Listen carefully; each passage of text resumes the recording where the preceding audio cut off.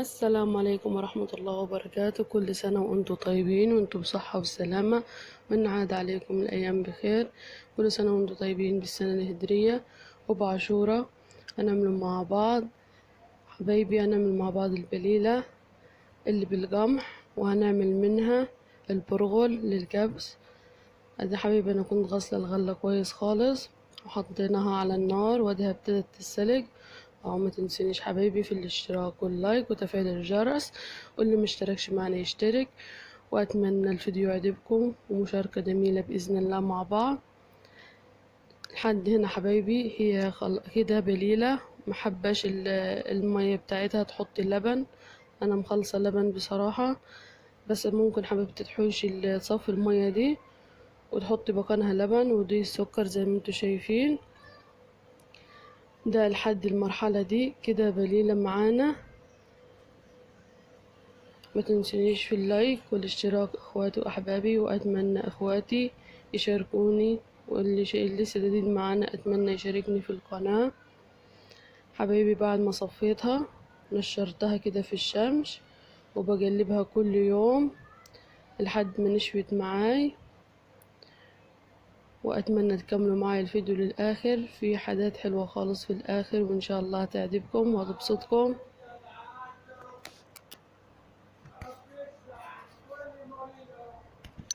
ده يا حبايبي بعد ما نشفت، ده الجديد معايا في البرغل، ان احنا هنحطه على الفرن على نار كده حلوة متوسطة هادية زي نار الكيكة كده، وهندوه جلبها تحميصة حلوة لحد ما تلقوا الحباية تاخد اللون الأحمر الذهبي الحلو ده، اللي هو أغمد من لونها شوية، لأن تفتح الحباية تلقاها حمرا.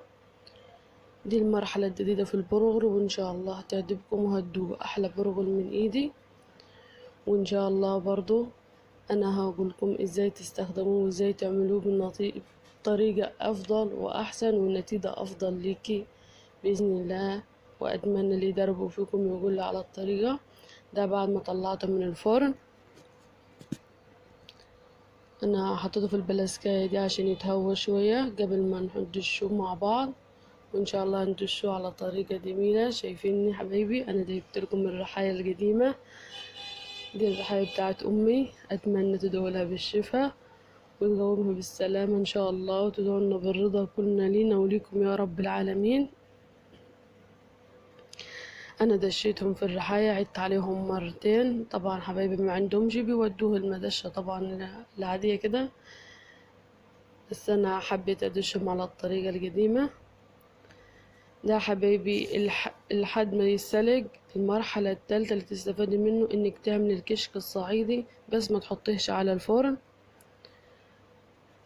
انت تنشفيه بس وتدشيه على طول، اللي هو بتاع الدقيق بتاع الكشك الصعيدي. بعد كده بيتحط عليه الحادق وبيتعدن ويتخمر ويتعدن، وبعد كده بيتنشف ويتقطع ويتنشف. اما المرحلة دي مرحلة البرغل. طبعا البرغل ده بيتعامل برضو من غير ما تحمصيه، بس الافضل ان انت تحمصيه، هيديك النتيجة حلوة خالص زيه زي الفريك كده، بتحسي ليه طعم احلى عن ما تكون الحباية كأنها نية كده. فرق حبيبة البشاميل اللي بتضربيه في الخلاط على طول عشان ما يجيلكش منك، وفرق ان انت بتحمص الدقيق على النار. دي للنتيجة ودي للنتيجة، وكل كل خطوة بتطلع لنا النتيجة مختلفة. انا شايفة حبايبي لسه ما حطوليش اللايك ولا الاشتراك ولا تفعيل الجرس، اتمنى ما تنسونيش في اللايك. واتمنى لو الفيديو عجبكم اتمنى تقولولي، ولو اي سؤال انا ان شاء الله هجاوب عليه حبايبي. وكمان بشكر اخواتي اللي دعموني وبينزلوني على المنتدى، شكر خاص ليهم. وان شاء الله مردود لاحبابي واخواتي بالخير باذن الله. انا حبايبي بعيد عليهم مرة واتنين، وان شاء الله الفيديو الجاي هعمل معاكم عملي قدامكم ازاي تعمليه وازاي تستخدميه ويطلع معاكي نتيجة افضل. طريقته على هو بيطيب قبل ما تكبسي بيه الفراخ او البط، وان شاء الله يعجبكم.